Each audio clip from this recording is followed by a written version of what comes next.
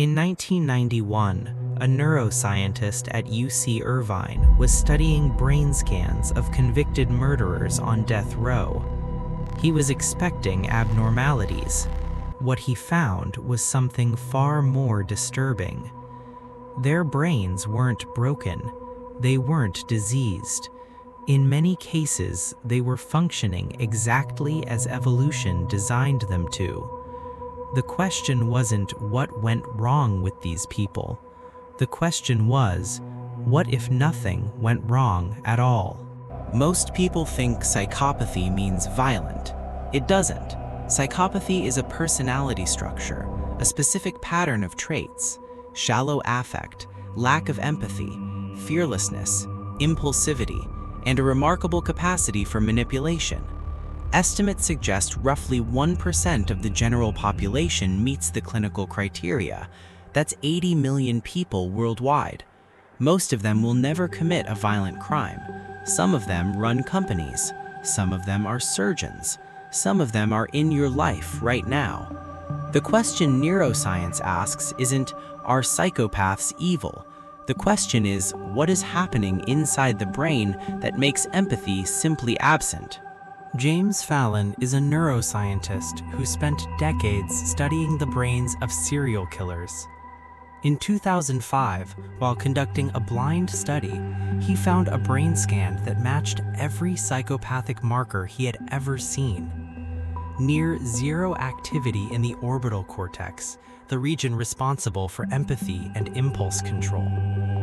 When he broke the blinding, when he finally looked up which patient this brain belonged to, it was him, James Fallon, respected neuroscientist, loving husband and father, had the brain of a psychopath. His case became one of the most studied examples of what scientists now call the warrior gene hypothesis, the idea that psychopathic neurology is not a malfunction. It may be an evolutionary adaptation, a brain optimized for a world that no longer exists. There are 3 brain differences that change everything. 1. The amygdala. In most people, the amygdala fires when we see fear on someone's face. It's involuntary. You feel discomfort when you see pain. It's the biological foundation of empathy. In psychopaths, the amygdala is significantly underactive, sometimes as much as 18% less volume than a neurotypical brain. When a psychopath watches someone cry, their amygdala barely flickers. They are not suppressing empathy. They are not choosing not to feel. The hardware for the feeling was never fully installed. 2. The orbital frontal cortex. This region handles moral decision-making. The part of the brain that says, this action will hurt someone, therefore I will not do it. In psychopaths, this circuit is disrupted. Studies show that psychopaths can intellectually understand that an action is morally wrong. They just don't feel the aversion that stops the rest of us from acting on it.